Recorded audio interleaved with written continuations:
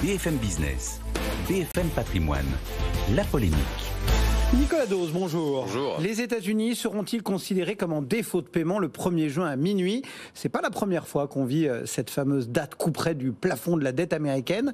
Mais cette fois, on a l'impression que les craintes sont peut-être plus fortes. Pourquoi? Parce que c'est à cause de Madame Yellen. Elle a fixé la date du 1er juin et elle a dit qu'au-delà de cette date, s'il n'y a pas d'accord au Congrès pour relever le plafond de la dette, l'Amérique ne rembourse pas les titres américains qui arrivent à échéance en juin. L'Amérique ne rembourse pas. C'est pas à proprement parler un défaut, parce qu'un défaut, c'est quand un pays ne peut pas payer. Là, il s'agirait d'un pays qui ne veut pas payer. Alors, on a déjà connu, c'est vrai, des absences d'accord sur le plafond de la dette. On se souvient des fermetures de parcs nationaux. Oui, bien sûr, absolument.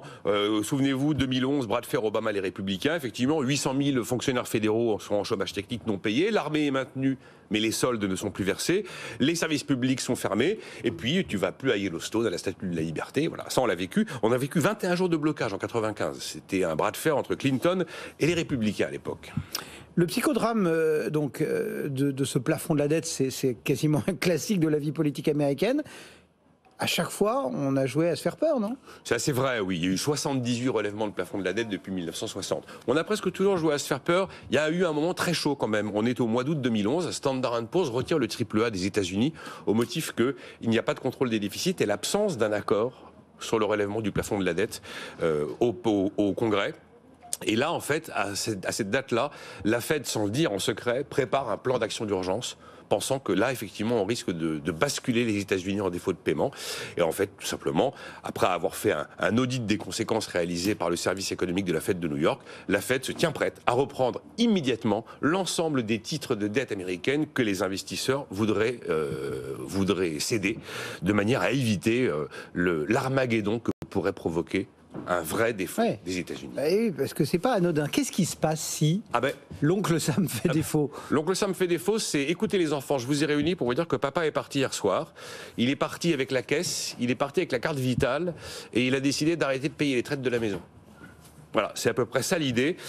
Clairement, un défaut de la dette des États-Unis, c'est un choc immédiatement planétaire. Wall Street s'effondre. Standard & Poor's a fait une simulation. Allez, en quelques jours, on perd 10 000 milliards de dollars de capitalisation.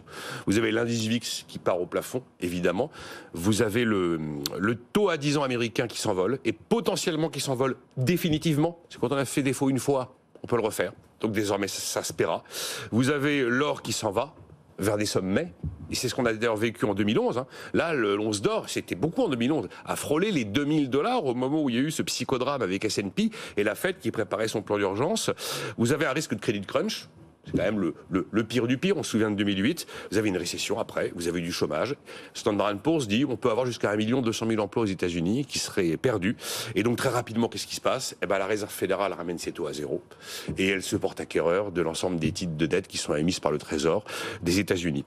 Bon, après, c'est un peu singulier quand on parle de l'Amérique, parce que c'est le dollar. T'as du dollar, Cédric. Tu fais quoi? Tu vas le mettre dans l'or? L'or, il n'y a pas de rendement. C'est juste du refuge. Dans la livre sterling, le yen, l'euro, qui sont des marchés qui n'ont absolument pas la liquidité et la profondeur du dollar, c'est compliqué, parce que c'est incroyable, le dollar. C'est que 40% des transactions mondiales sont facturées en dollars, alors que l'Amérique ne pèse que 10% du commerce mondial. C'est-à-dire que c'est une monnaie, c'est le privilège exorbitant est absolument confirmé et aujourd'hui inattaquable. Alors après, tout peut être joué sur le terrain juridique. Parce que Janet Yellen, elle a brandi le 14e amendement de la Constitution. Et en l'occurrence, l'article 4 de cet amendement. Et dans l'article 4, on lit, ça date du 19e siècle, la validité de la dette publique des États-Unis, autorisée par la loi, ne doit pas être remise en question. Dans ces cas-là. Mais moi, je suis assez fasciné par cette histoire de plafond de dette aux États-Unis. Je trouve que ça a un côté hyper pédagogique.